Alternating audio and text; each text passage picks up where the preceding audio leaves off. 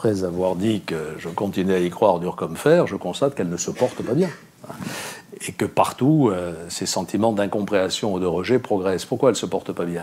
D'abord parce que, bon, c'est une formule un peu éculée, mais elle souffre d'un déficit démocratique. On ne comprend pas ce qui s'y passe. Et il faut dire que entre la Commission, le Conseil des ministres, le Conseil européen, le Parlement européen, on y perd un peu son latin. Malgré les améliorations qui ont été apportées à l'élection du Parlement européen, au choix du président de la Commission, qui pour la première fois à l'issue du dernier scrutin a été choisi dans la formation politique majoritaire. Donc c'était déjà un progrès de la démocratie. Malgré les améliorations du traité de Lisbonne qui donne des pouvoirs renforcés au Parlement européen, on est en codécision aujourd'hui, malgré tout cela, les processus restent assez impénétrables pour le citoyen de base.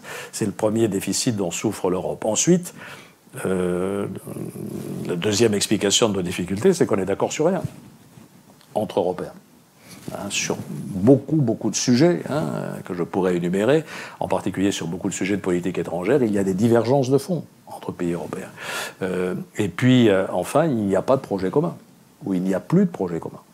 Pour réussir une entreprise collective, il faut se rassembler autour d'un objectif qui tend les volontés et donne un but. Et aujourd'hui, ce n'est pas le cas. Et c'est à cela qu'il faut s'attaquer. C'est un défi tout à fait considérable.